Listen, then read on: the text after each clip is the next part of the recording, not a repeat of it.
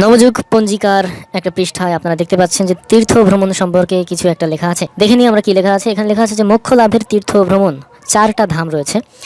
যে 4টা তীর্থস্থানে গেলে নাকি মানুষ মোক্ষ লাভ করে, অর্থাৎ মুক্তি লাভ করে। কি থেকে মুক্তি লাভ করে সেটা কিন্তু এখানে বলা হয়নি।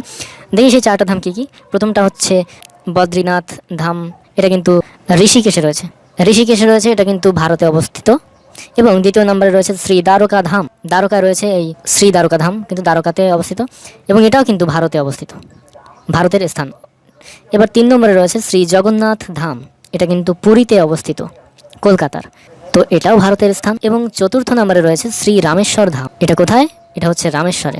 মাদুরাই থেকে এক্সপ্রেস ও প্যাসেঞ্জার ট্রেন আসে রামেশ্বরে। তো নিচে কিন্তু সব কিছুর কোথায় কোথায় যেতে হবে, মানে কীভাবে যেতে হবে ঠিকানা কিন্তু লিখেই দেওয়া আছে। অর্থাৎ আপনাকে আপনাকে মুক্তি দেওয়ার জন্য কিন্তু অনেক চেষ্টা করছে তারা।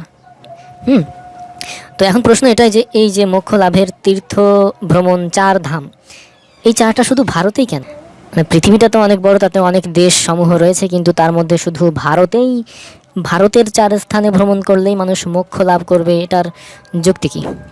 এমন নয় তো যে এটা শুধুমাত্র ব্যবসা করার জন্য তৈরি করা হয়েছে, যাতে বেশি বেশি মানুষ এগুলো ভ্রমণ করতে আসে, আর যার মাধ্যমে পর্যটন ব্যবসা খুব ভালোভাবেই চলে।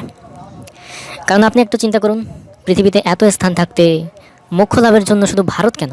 ওই স্থানে পা রাখলেই সে সব পাপ থেকে মুক্ত হয়ে যাবে এবং মুক্তি পেয়ে যাবে। মানে কি থেকে মুক্তি পাবে বুঝলাম না, কিসের মোক্ষ লাভ? আবার তাও শুধুমাত্র ভারতে। তাছাড়া আপনি এই যে নিচে পঞ্চ কেদার দেখতে পাচ্ছেন, সেগুলোও ভারত। মানে যত ধরনের পবিত্র স্থানসমূহ রয়েছে তা সব ভারতে, নাকি এসবের আড়ালে ধর্ম ব্যবসা?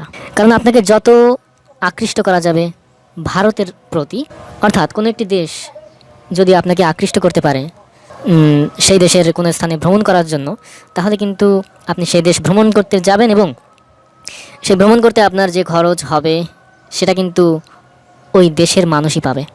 অর্থাৎ আপনি আপনার টাকা ওই দেশেই দিচ্ছেন। এটা হচ্ছে পর্যটন ব্যবসা। তো এই ভারত কিন্তু এই ধর্ম ব্যবসা করার উদ্দেশ্যে এইগুলো তৈরি করেছে।